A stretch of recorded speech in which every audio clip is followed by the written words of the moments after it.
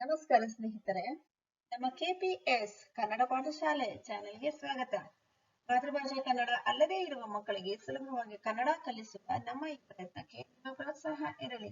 Channel ಅನ್ನು like ಮಾಡಿ, ಇತರ ವಿದ್ಯಾರ್ಥಿಗಳೊಂದಿಗೆ ಶೇರ್ ಮಾಡಿ, ಸಬ್ಸ್ಕ್ರೈಬ್ ಮಾಡಿಕೊಳ್ಳಿ. Hello friends, welcome to our KPS channel to teach Kannada in an easy way. Is not Kannada.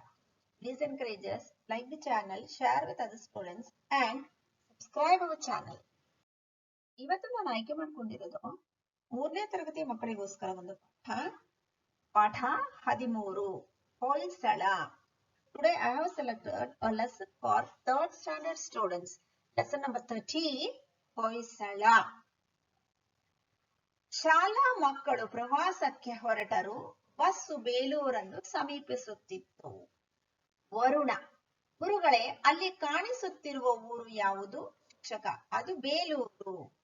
ರಮ: ಅಲ್ಲಿರುವ ದೇವಾಲಯ ಯಾವುದು ಗುರುಗಳೇ? ಶಿಕ್ಷಕ: ಅದು ಚನ್ನಕೇಶವ ದೇವಾಲಯ. ಅಷ್ಟರಲ್ಲಿ ಬಸ್ಸು ದೇವಾಲಯವನ್ನು ತಲುಪಿತು. ಬಸ್ಸಿನಿಂದಿಳಿದ ಮಕ್ಕಳು ಪ್ರಾಂಗಣವನ್ನು ಪ್ರವೇಶಿಸುತ್ತಿದ್ದಂತೆಯೇ ಅಲ್ಲಿನ ಶಿಲ್ಪಕಲೆಯನ್ನು ನೋಡಿ ಅಚ್ಚರಿಗೊಂಡರು. So here, ಶಾಲಾ ಮಕ್ಕಳು ಪ್ರವಾಸಕ್ಕೆ ಹೊರಟರು. School children were going on a trip. The bus was reaching Belur. So there is one boy who asks Varun. Varuna says, teacher, which is that place or which is this village what we are seeing? Shikshaka, the teacher says, that is Beluru. So Rama asks, ಅಲ್ಲಿರುವ ದೇವಾಲಯ ಯಾವುದು ಗುರುಗಳೇ? Which is that temple which we can see? ಶಿಕ್ಷಕ, the teacher says, ಅದು ಚನ್ನಕೇಶವ ದೇವಾಲಯ. That is the temple of Shiva. So this conversation was going on. The bus reached that temple. All the children got down from the bus and they entered to the temple. They were looking at the sculptures. They were all astonished to see the beauty of the sculpture of that temple. Shankara: ನೋಡ್ರು, ಈ ದೇವಾಲಯ ಎಷ್ಟು ದೊಡ್ಡದಾಗಿದೆ. ಪೂರ್ಣ ಕಲ್ಲಿನಿಂದಲೇ ಮಾಡಿದ್ದಾರೆ. ಶಿಕ್ಷಕಿ: ಹೌದು ಶಂಕರ, ನೀನು ಹೇಳಿದ್ದು ಸರಿ. ಇಲ್ಲಿನ ಶಿಲ್ಪಕಲೆಯು ನೋಡಲು ತುಂಬಾ ಮೋಹಕವಾಗಿದೆ. ಬನ್ನಿ ಹತ್ತಿರ ಹೋಗಿ ಅವುಗಳ ಬಗ್ಗೆ ತಿಳಿಯೋಣ. So Shankara says, this temple is so big and it is made out of stone. So the teacher says, yes Shankar, what you told is correct. This is very beautiful temple. It is being carved by the stones. So let us go near and let us learn something about this. ಮಕ್ಕಳು: ಆಗಲಿ ಗುರುಗಳೇ. ಶಿಕ್ಷಕರು ಹಾಗೂ ವಿದ್ಯಾರ್ಥಿಗಳು ದೇವಾಲಯದತ್ತ ನಡೆದರು. ಶಿಕ್ಷಕ: ಇಲ್ಲಿ ನೋಡಿ ಮಕ್ಕಳೇ, 4 ಅಡಿ ಎತ್ತರದ ನಕ್ಷತ್ರಾಕಾರದ ಜಗುಲಿಯ ಮೇಲೆ ಈ ದೇವಾಲಯವು ನಿರ್ಮಾಣವಾಗಿದೆ. So the students and the teacher, they went near the temple. The teacher says, look here, this is a temple which is built on a stage or which is in the shape of a star and it is of 4 feet height. So it has been built on that stage which is 4 feet high. The shape is star shaped, ನಕ್ಷತ್ರಾಕಾರ. ಶಿಕ್ಷಕಿ: ಈ ದೇವಾಲಯದ ಸುತ್ತಲಿನ ಮೂಲೆ ಮೂಲೆಗಳಲ್ಲಿ ತೊಲೆಗಳಿಗೆ ಅಂಟಿಕೊಂಡಿರುವಂತಹ ಮದನಿಕಾ ವಿಗ್ರಹಗಳು ತಮ್ಮ ಅಪೂರ್ವ ಸೌಂದರ್ಯವನ್ನು ನಯನ ಮನೋಹರವಾಗಿವೆ. ಇವು ಆಗಿನ ಕಾಲದ ಶಿಲ್ಪಿಗಳ ಕಲಾಚಾತುರ್ಯಕ್ಕೆ ನಿದರ್ಶನವಾಗಿದೆ. So in the corner of each pillar you can see the statues of Madanika and they are so beauty and they are glamorous. These are all witness for those days sculptures, handcraft. ಶಿಕ್ಷಕ: ಮಕ್ಕಳೇ ಬನ್ನಿ, ದೇವಾಲಯದ ಹೊರಗಡೆ ಸುತ್ತಲೂ ಇರುವ ಚಿತ್ರ ಪಟ್ಟಿಕೆಗಳನ್ನು ಹಾಗೂ ಕೆತ್ತನೆಗಳನ್ನು ನೋಡುವ. ಅವು ಹಲವು ಪೌರಾಣಿಕ ಘಟನೆಗಳನ್ನು ಹೇಳುತ್ತವೆ. ಮಕ್ಕಳು ಪ್ರತಿಯೊಂದನ್ನು ಆಸಕ್ತಿಯಿಂದ ವೀಕ್ಷಿಸುತ್ತಾ ಮುಂದೆ ನಡೆದರು. So the teacher is teaching some children, let us go and surrounding this temple them. And they saw so many sculptures which were carved in the stone, and they are all telling historical incidents. The children started observing each and every corner with so much of interest, and they started around the temple. Vishwas, sir ಅಲ್ಲಿ ನೋಡಿ ಆ ಶಿಲ್ಪದಲ್ಲಿ ಒಬ್ಬ ಹುಡುಗ ಹುಲಿಯ ಬಾಯಿಗೆ ತಿವಿಯುತ್ತಿದ್ದಾನಲ್ಲ. ಶಿಕ್ಷಕ, ಅದು ಸ್ಥಳನು ಹುಲಿಯೊಡನೆ ಹೋರಾಡಿದ ಘಟನೆಯ ಶಿಲ್ಪ. ಸ್ವಾತಿ, ಅಬ್ಬಾ ಇದು ನಿಜವಾಗಿಯೂ ನಡೆದಂತೆ ಮೇಡಮ್. ಶಿಕ್ಷಕಿ, ಹೌದು, ಇದರ ಬಗ್ಗೆ ತಿಳಿಯಲು ನಿನಗೆ ತುಂಬಾ ಕುತೂಹಲವಾಗುತ್ತದೆ ಅಲ್ಲವೇ? ನಾನಿದರ ಬಗ್ಗೆ ತಿಳಿಸುತ್ತೇನೆ. ಶಿಕ್ಷಕ, ಬನ್ನಿ ಎಲ್ಲರೂ ಅಲ್ಲಿ ನೆರಳಿನಲ್ಲಿ ಕುಳಿತುಕೊಳ್ಳುವ. ಮಕ್ಕಳು ಸಂತೋಷದಿಂದ ಒಪ್ಪಿಗೆ ಸೂಚಿಸಿದರು. ಶಿಕ್ಷಕರು ಹೊಯ್ಸಳ ಲಾಂಛನದ ಬಗ್ಗೆ ವಿವರಿಸಿದರು. So Vishwas, one boy, he says, "Sir, just look at this sculpture. A boy is piercing into the mouth of the tiger." So the teacher says, "Yes, that is Sada, the famous great king Sada is fighting with the tiger." Swati asked, "Is this really happened? Is it a true incident?" So the teacher says, "Yes, if you want to know about that, I will tell you in detail. Come, let all of us sit in one place." Shikshaka says, "Banni ellaru alli neradinalli kulitukonni in some shade, and we will tell about this Hoysala."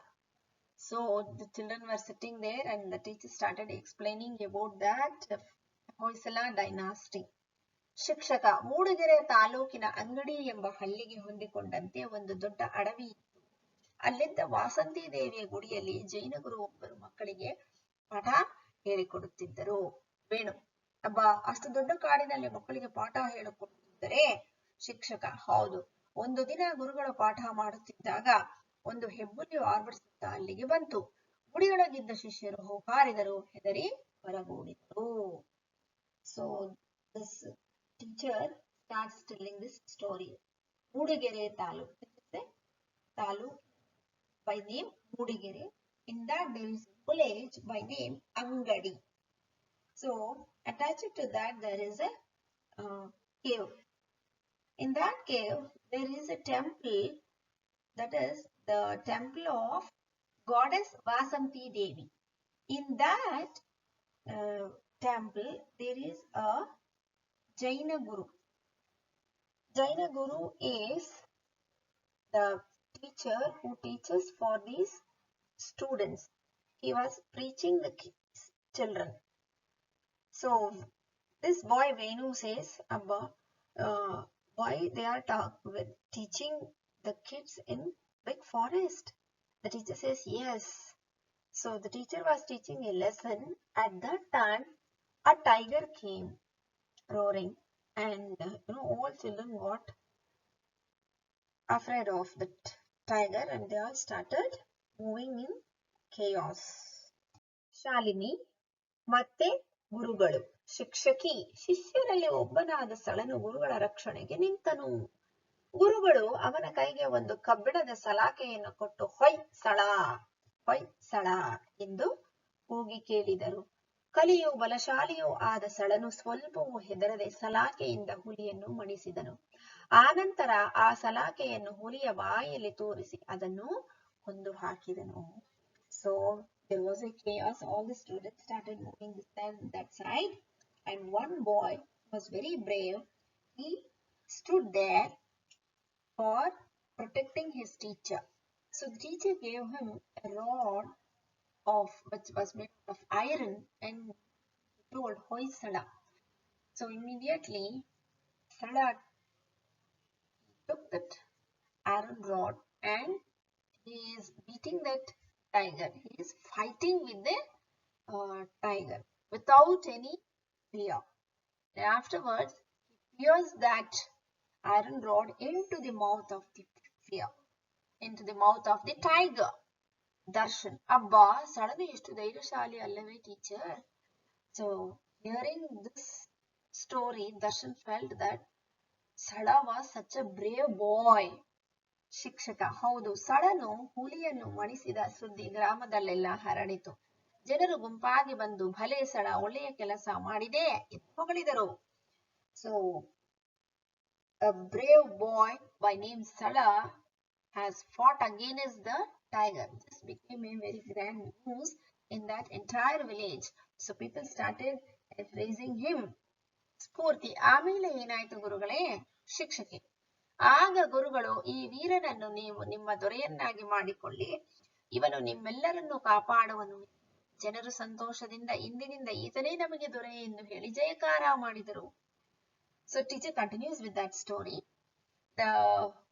ಆಗ ಗುರುಗಳು, the teacher says, see, he is very brave. He has killed the tiger. He fought with the tiger. You all make him as your leader. He will protect you. So all the people agreed for this very happily, and they told he is going to be our great leader. ಈತ ಮುಂದೆ ಶಿಕ್ಷಕ ಮುಂದೆ ಸಳನ ದೊರೆತನದಲ್ಲಿ ರಾಜ್ಯ ಸ್ಥಾಪನೆಯಾಯಿತು. ಅವನು ಹುಲಿಯನ್ನು ಮಣಿಸಿದ ಘಟನೆಯೇ ಆ ವಂಶದ ಲಾಂಛನವಾಯಿತು. ಹಾಗೂ ಗುರುಗಳು ಹೇಳಿದ ಹೊಯ್ಸಳ ಎಂಬ ನುಡಿಯಿಂದಲೇ ಅವನ ವಂಶವು ಪ್ರಸಿದ್ಧವಾಯಿತು. ವರುಣ ಗುರುಗಳೇ, ಆ ಲಾಂಛನ ಇಲ್ಲಿ ಏಕೆ ಇದೆ? Now the story continues. So Prita says what afterwards. Then the teacher will continue the story, and he says, in future, Sala was able to establish his own kingdom. So since he fought with the tiger, that became the symbol for his kingdom.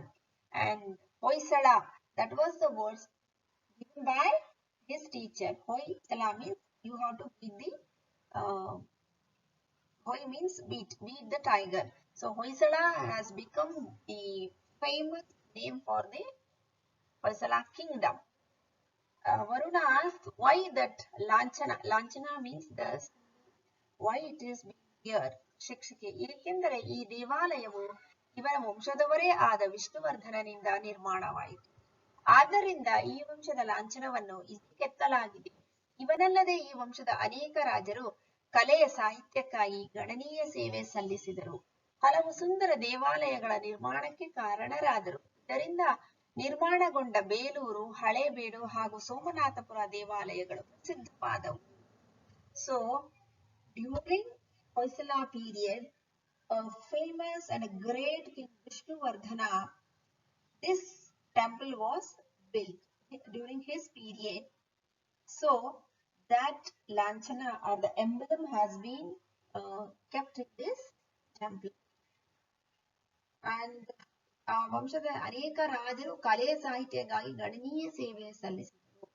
See, for this art and literature, they have given lot of encouragement. The Hoysala dynasty has given much more importance to the literature and art, and they have built many beautiful temples. So during this period, the Belur, the very famous Belur, Halebeed and Somanatapura temples have been built, and it became very famous. ಶಿಕ್ಷಕ ಬನ್ನಿ ಮಕ್ಕಳೇ, ಈಗ ಎಲ್ಲರೂ ದೇವಾಲಯದ ಒಳಗೆ ಹೋಗೋಣ. ಇದರ ಬಗ್ಗೆ ಮತ್ತಷ್ಟು ವಿಚಾರಗಳನ್ನು ತಿಳಿಯೋಣ. So let all of us enter inside the temple and let us learn more information about the Hoysala kings and these temples.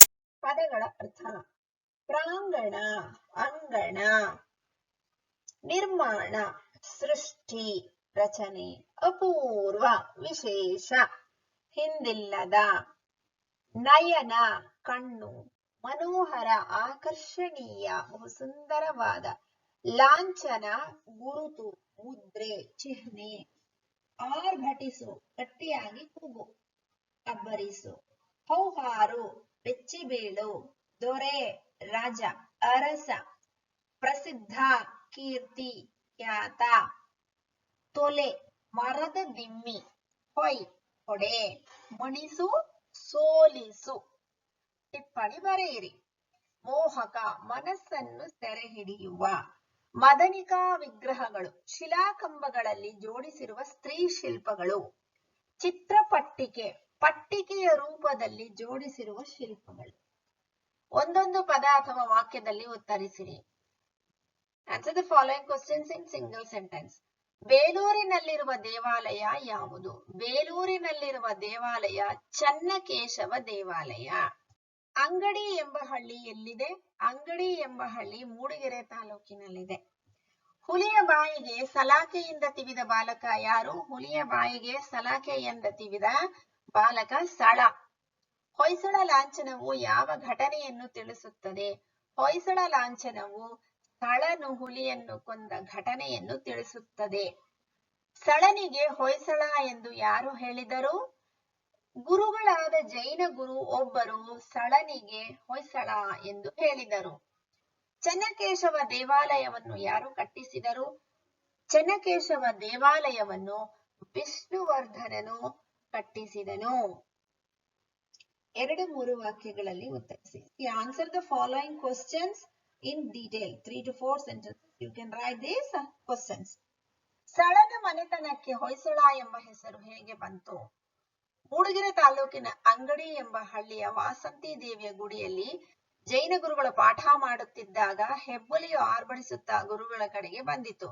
ಎಲ್ಲ ಶಿಷ್ಯರು ಹೌಹಾರಿ ಓಡುವರು. ಶಿಷ್ಯರಲ್ಲಿ ಒಬ್ಬನಾದ ಸಳನು ಗುರುಗಳ ರಕ್ಷಣೆಗೆ ನಿಂತನು. ಗುರುಗಳು ಅವನ ಕೈಗೆ ಒಂದು ಕಬ್ಬಿಣದ ಸಲಾಕೆ ಕೊಟ್ಟು ಹೊಯ್ಸಳ ಹೊಯ್ಸಳ ಎಂದು ಹೇಳಿದರು. ಹೆದರದೆ ಸಳನು ಸಲಾಕೆಯಿಂದ ಹುಲಿಯನ್ನು ಹೊಡೆದನು. ನಂತರ ಆ ಸಲಾಕೆಯನ್ನು ಹುಲಿಯ ಬಾಯಲ್ಲಿ ತೂರಿಸಿ ಅದನ್ನು ಕೊಂದು ಹಾಕಿದನು. ಹುಲಿಯನ್ನು ಮಣಿಸಿದ ಘಟನೆಗಾಗಿಯೇ ಸಳನ ಮನೆತನಕ್ಕೆ ಹೊಯ್ಸಳ ಎಂಬ ಹೆಸರು ಬಂದಿತು. ಜನರು ಸಳನನ್ನು ತಮ್ಮ ದೊರೆ ಎಂದು ಒಪ್ಪಲು ಕಾರಣವೇನು? ಸಳನು ಹುಲಿಯನ್ನು ಮಣಿಸಿದ ಸುದ್ದಿ ಗ್ರಾಮದಲ್ಲೆಲ್ಲ ಹರಡಿತು. ಗುರುಗಳು, ಈ ವೀರನನ್ನು ನೀವು ನಿಮ್ಮ ದೊರೆಯನ್ನಾಗಿ ಮಾಡಿಕೊಳ್ಳಿ, ಇವನು ನಿಮ್ಮೆಲ್ಲರನ್ನು ಕಾಪಾಡುವನು ಎಂದರು. ಹೊಯ್ಸಳರಿಂದ ನಿರ್ಮಾಣಗೊಂಡ ಪ್ರಸಿದ್ಧ ದೇವಾಲಯಗಳು ಯಾವುವು? ಬೇಲೂರು, ಹಳೇಬೀಡು ಹಾಗೂ ಸೋಮನಾಥಪುರ ದೇವಾಲಯಗಳು ಹೊಯ್ಸಳರಿಂದ ನಿರ್ಮಾಣಗೊಂಡ ಪ್ರಸಿದ್ಧ ದೇವಾಲಯಗಳಾಗಿವೆ. ಈ ಮಾತನ್ನು ಯಾರು ಯಾರಿಗೆ ಹೇಳಿದರು? ಗುರುಗಳೇ, ಅಲ್ಲಿ ಕಾಣುತ್ತಿರುವ ಊರು ಯಾವುದು? ಈ ಮಾತನ್ನು ವರುಣನು ಗುರುಗಳಿಗೆ ಕೇಳಿದನು. ಈ ವೀರನನ್ನು ನೀವು ನಿಮ್ಮ ದೊರೆಯನ್ನಾಗಿ ಮಾಡಿಕೊಳ್ಳಿ. ಈ ಮಾತನ್ನು ಗುರುಗಳು ಗುಂಪು ಗುಂಪಾಗಿ ಬಂದ ಗ್ರಾಮದ ಜನರಿಗೆ ಹೇಳಿದರು. ಭಲೇ ಸಳ, ಒಳ್ಳೆಯ ಕೆಲಸ ಮಾಡಿದೆ. ಈ ಮಾತನ್ನು ಗುಂಪು ಗುಂಪಾಗಿ ಬಂದ ಗ್ರಾಮದ ಜನರು ಸಳನಿಗೆ ಹೇಳಿದರು. ಕೊಟ್ಟಿರುವ ವಾಕ್ಯಗಳನ್ನು ಸರಿಪಡಿಸಿ ಬರೆಯಿರಿ. Arrange these words and make a meaningful sentence. ಈ ದೇವಾಲಯವು ನಿರ್ಮಾಣವಾಗಿದೆ ನಕ್ಷತ್ರಾಕಾರದ ಜಗಲಿಯ ಮೇಲೆ. ನಕ್ಷತ್ರಾಕಾರದ ಜಗಲಿಯ ಮೇಲೆ ಈ ದೇವಾಲಯವು ನಿರ್ಮಾಣವಾಗಿದೆ. ರಕ್ಷಣೆಗೆ ನಿಂತನು ಗುರುಗಳ ಸಳನು. ಸಳನು ಗುರುಗಳ ರಕ್ಷಣೆಗೆ ನಿಂತನು. ಹುಲಿಯನ್ನು ಕೊಂದ ಸುದ್ದಿ ಸಳನು ಹರಡಿತು ಗ್ರಾಮದಲ್ಲೆಲ್ಲ. ಸಳನು ಹುಲಿಯನ್ನು ಕೊಂದ ಸುದ್ದಿ ಗ್ರಾಮದಲ್ಲೆಲ್ಲ ಹರಡಿತು. ಈ ವಾಕ್ಯಗಳನ್ನು ಸರಿ ಇದ್ದರೆ ಸರಿ ಎಂದು, ತಪ್ಪಿದ್ದರೆ ತಪ್ಪು ಎಂದು ಗುರುತಿಸಿ. ಸಳನು ಹುಲಿಯನ್ನು ಕಂಡು ಹೆದರಿದನು. ತಪ್ಪು. ವಾಸಂತಿ ದೇವಿಯ ಗುಡಿಯಲ್ಲಿ ಜೈನ ಗುರು ಒಬ್ಬರು ಮಕ್ಕಳಿಗೆ ಪಾಠ ಹೇಳಿಕೊಡುತ್ತಿದ್ದರು. ಸರಿ. ಬೇಲೂರಿನಲ್ಲಿರುವುದು ಚೆನ್ನಕೇಶವ ದೇವಾಲಯ. ಸರಿ. ಗುರುಗಳು ಹುಲಿಯನ್ನು ಕೊಂದರು. ತಪ್ಪು. ಸಾಮರ್ಥ್ಯಾಧಾರಿತ ಅಭ್ಯಾಸ. ಪಠ್ಯವನ್ನು ಓದಿ ಸಂಭಾಷಣೆಗಳನ್ನು ಅರ್ಥ ಮಾಡಿಕೊಂಡು ಪ್ರಶ್ನೆಗಳಿಗೆ ಪುಸ್ತಕದಲ್ಲಿ ಉತ್ತರ ಬರೆಯಿರಿ. ಬಸ್ಸಿನಲ್ಲಿ ನಡೆದ ಸಂಭಾಷಣೆಯಲ್ಲಿ ಭಾಗವಹಿಸಿದವರು ಯಾರು? ಬಸ್ಸಿನಲ್ಲಿ ನಡೆದ ಸಂಭಾಷಣೆಯಲ್ಲಿ ಶಿಕ್ಷಕ, ಶಿಕ್ಷಕಿ ಮತ್ತು ಮಕ್ಕಳು ಭಾಗವಹಿಸಿದರು. ಎಲ್ಲ ಮಕ್ಕಳ ಹೆಸರನ್ನು ಬರ್ಕೊಳ್ಳಿ. ದೇವಾಲಯದ ಪ್ರಾಂಗಣದಲ್ಲಿ ಯಾವ ವಿಷಯದ ಬಗ್ಗೆ ಮಾತುಕತೆ ನಡೆಯಿತು? ದೇವಾಲಯದ ಪ್ರಾಂಗಣದಲ್ಲಿ ಸಳ ಮತ್ತು ಗುರುಗಳ ಬಗ್ಗೆ ಮಾತುಕತೆ ನಡೆಯಿತು. ಹೊಯ್ಸಳ ಲಾಂಛನದ ಬಗ್ಗೆ ವಿವರಣೆ ನೀಡಿದವರು ಯಾರು? ಹೊಯ್ಸಳ ಲಾಂಛನದ ಬಗ್ಗೆ ವಿವರಣೆ ನೀಡಿದವರು ಶಿಕ್ಷಕರು. ಭಾಷಾ ಚಟುವಟಿಕೆ. ಮಾದರಿಯಂತೆ ಕೂಡಿಸಿ ಬರೆಯಿರಿ. ಮಾದರಿ ಹಣ plus ವಂತ ಹಣವಂತ. So join the following as given in the example. One example is hana plus vanta hanavanta, dhairya plus vanta dhairyavanta, buddhi plus vanta buddhivanta, guna plus vanta gunavanta. Sheela plus ವಂತ ಶೀಲವಂತ, ಛಲ plus ವಂತ ಛಲವಂತ. ಕೊಟ್ಟಿರುವ ವಾಕ್ಯಗಳಿಗೆ ಸೂಕ್ತ ಲೇಖನ ಚಿಹ್ನೆಗಳನ್ನು ಹಾಕಿರಿ. You have to punctuate the sentences. Wherever the necessary punctuation marks are required, you have to use them. First one, ಆಹಾ ಈ ಜಲಪಾತವು ಎಷ್ಟು ಅದ್ಭುತವಾಗಿದೆ. ಸೊ ಆಹಾ ಆದ್ಮೇಲೆ ಎಕ್ಸ್ಕ್ಲಮೇಟರಿ ಮಾರ್ಕ್. ಈ ಜಲಪಾತವು ಎಷ್ಟು ಅದ್ಭುತವಾಗಿದೆ, ಫುಲ್ ಸ್ಟಾಪ್. ಸೊ ಆಹಾ ಆದ್ಮೇಲೆ ಆಶ್ಚರ್ಯ ಸೂಚಕ ಚಿಹ್ನೆ, ಅದ್ಭುತವಾಗಿದೆ ಆದ್ಮೇಲೆ ಫುಲ್ ಸ್ಟಾಪ್, ವಿರಾಮ ಚಿಹ್ನೆ. ಸೆಕೆಂಡ್ ಸೆಂಟೆನ್ಸ್, ಗುರುಗಳೇ ರಸ್ತೆ ಅಪಘಾತಗಳನ್ನು ತಪ್ಪಿಸಲು ಸಾಧ್ಯವಿಲ್ಲವೇ. ಗುರುಗಳೇ ಆದ್ಮೇಲೆ ಅಲ್ಪ ವಿರಾಮ ಕಾಮ, ರಸ್ತೆ ಅಪಘಾತಗಳನ್ನು ತಪ್ಪಿಸಲು ಸಾಧ್ಯವಿಲ್ಲವೇ ಕ್ವಶನ್ ಮಾರ್ಕ್, ಪ್ರಶ್ನಾರ್ಥಕ ಚಿಹ್ನೆ. ಥರ್ಡ್ ಒನ್, ಮಾವಿನ ತೋಪಿಗೆ ರಂಗ, ರವಿ, ರಾಜು ಹಾಗೂ ರಾಮ ಹೋದರು. ಮಾವಿನ ತೋಪಿಗೆ ರಂಗ, ರಂಗ ಆದ್ಮೇಲೆ ಕಾಮ, ಕಾಮ ಅಂದ್ರೆ ಅಲ್ಪ ವಿರಾಮ ಚಿಹ್ನೆ, ರವಿ ಆದ್ಮೇಲೆ ಕಾಮ, ರಾಜು ಹಾಗೂ ರಾಮ ಹೋದರು. ಸೊ ಮಕ್ಕಳೇ, ಇಲ್ಲಿಗೆ ಈ ಪಾಠ ಮುಗಿದಿದೆ. ಮತ್ತೆ ಮುಂದಿನ ತರಗತಿನಲ್ಲಿ ಭೇಟಿ ಮಾಡೋಣ. ಅಲ್ಲಿವರೆಗೂ ಈ ಪಾಠ ಚೆನ್ನಾಗಿ ಅಭ್ಯಾಸ ಮಾಡ್ಕೊಳ್ಳಿ. So I have finished this lesson. Let us meet in our next class. Till then, take care. Bye bye children. ಧನ್ಯವಾದ ಮಕ್ಕಳೇ.